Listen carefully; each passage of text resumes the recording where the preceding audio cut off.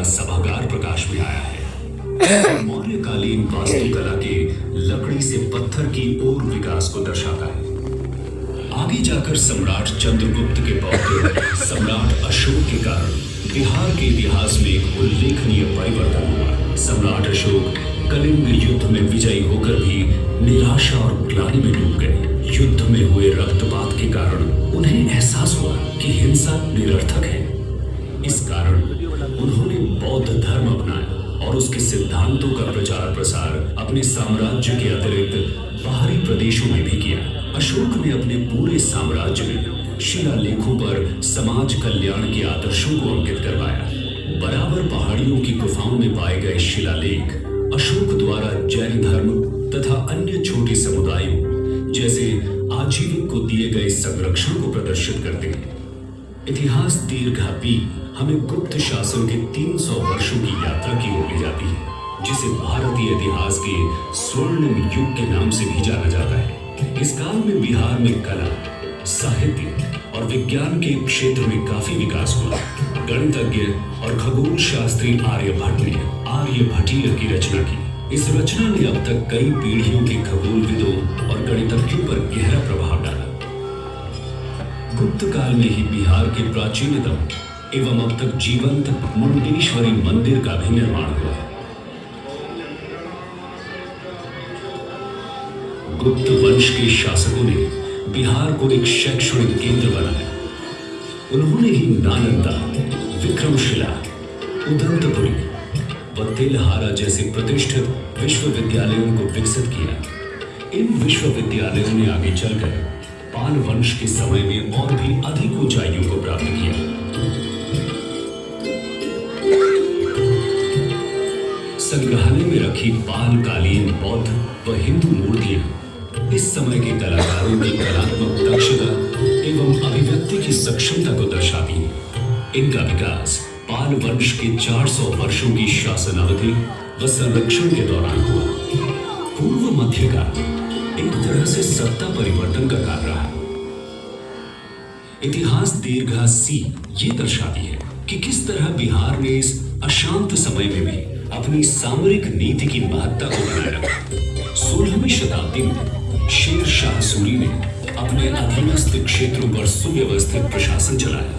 अपने 5 वर्ष के संक्षिप्त शासनकाल के दौरान विभिन्न व्यापार मार्गों को जोड़कर शेर शाह सूरी ने सड़क आजम बनाई, जिसे आज ग्रैंड ट्रंक रोड कहा जाता है। शेर शाह सूरी ने ही उस समय रुपया नामक मुद्रा का प्रचलन शुरू किया, जो वर्तमान मुद्रा रुपया का पूर्व रूप था। शेर शाह सूरी द्वारा सासाराम में बनवाया शानदार मकबरा उनकी चिरस्थायी विरासत की गवाही देता है। सूरी वंश के पतन के बाद भारत के उत्तरी भाग में मुगलों का वर्चस्व कायम हुआ। बादशाह अकबर के शासन के समय बिहार मुगलों के 12 मुख्य प्रांतों में से एक में गिना जाने लगा। इसी समय बिहार सूफी मत का एक महत्वपूर्ण केंद्र बना। ये प्रदेश शेख याहिया मनेरी जैसे संतों का वास रहा, जिनकी खूबसूरत मजार आज भी हम मनेर शरीफ में देख सकते हैं। सिख धर्म की आध्यात्मिक तरंगों ने भी बिहार में गंगा के तट को छुआ। पटना में ही सिखों के अंतिम गुरु गोविंद सिंह जी का जन्म हुआ। हरमंदिर साहब को सिखों के 5 तख्तों में से एक गिना जाता है। समुद्री मार्गों और व्यापार के विकास के कारण British east India company Bharat में पहुंची। अंग्रेजी प्रभाव से कलमबंद प्रमाणों की परंपरा शुरू हुई। पटना कलम चित्रकला इसी परंपरा का एक उदाहरण है, जिसमें जनसाधारण की छवि मिलती है।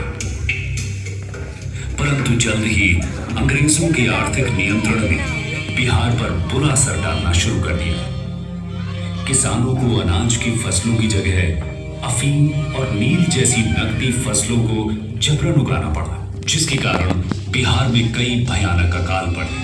अकाल के समय ही अनाज के संग्रह हेतु अंग्रेजों ने गोल घर का निर्माण करवाया, लेकिन बेरोजगारी बहुत ज्यादा बढ़ जाने से बड़ी संख्या में लोगों को मजबूरन विश्व भर में फैले यूरोपीय देशों के खेतों में गिरमिटिया मजदूर के रूप में काम करने के लिए बतौर ठेके पर जाना पड़ा। आज मॉरिशस, सूरीनाम व फिजी जैसे देशों में इन लोगों ने अपने बिहारी मूल के साथ एक नई पहचान बनाई है। बिहारी संतति दीर्घा, गर्वपूर्वक आपका परिचय बिहारी मूल के ऐसे प्रधानमंत्रियों, लेखकों, क्रिकेट खिलाड़ियों और कलाकारों से कराती है जिन्होंने अपनी मातृभूमि की संपन्नता में योगदान दिया है। इधर भारत में जैसे जैसे औपनिवेशिक ताकतों का अत्याचार बढ़ा, वैसे वैसे आजादी की पुकार और भी बुलंद होती गई। स्वाधीनता आंदोलन को बिहार के चंपारण सत्याग्रह से बहुत बल मिला। इसकी शुरुआत किसी और ने नहीं, स्वयं मोहनदास करमचंद गांधी ने की थी। भारत का सबसे पहला सविनय अवज्ञा आंदोलन गांधी जी ने ही शुरू किया, जिसने भारतीयों की एक संपूर्ण पीढ़ी को स्वाधीनता की लड़ाई के लिए प्रेरित किया और अंततः 15 अगस्त 1947 को भारत को स्वतंत्रता प्राप्त हुई। आज हम बिहार के इतिहास के बारे में जो भी जानते हैं वो सब हमें कला, शिल्प के उदाहरणों से पता चला है। सर अलेक्जेंडर कनिंघम आत्विक सर्वेक्षण के पहले उन्होंने पूर्व प्रसिद्ध चीनी यात्री जैसे ह्यून सांग के यात्रा विवरण का अध्ययन किया और उसकी मदद से उन्होंने नालंदा की खोई हुई विरासत को ढूंढ निकाला। आज भी नालंदा में चल रही खुदाई से नई व अद्भुत वस्तुएं सामने आ रही हैं। इनसे नालंदा विश्वविद्यालय के गौरवशाली इतिहास के बारे में कुछ नई और आश्चर्यजनक बातों का पता चलता है। नालंदा से थोड़ी दूर तेल्हारा है, जहां अभी बिहार राज्य का पुरातत्व निदेशालय खुदाई कर रहा है। इस उत्खनन से ये पता चलता है कि तेल्हारा भी कभी नालंदा की तरह ही शिक्षा का एक महत्वपूर्ण केंद्र रहा होगा। बिहार जैसे गतिशील राज्य की संपूर्ण कहानी कहना और उसके बारे में जानकारी दे पाना इतने थोड़े से समय में संभव नहीं। इस अद्भुत प्रदेश की जिज्ञासु व उत्सुक प्रवृत्ति के कारण हर दिन हमें इसके किसी नए पहलू के बारे में पता चलता है।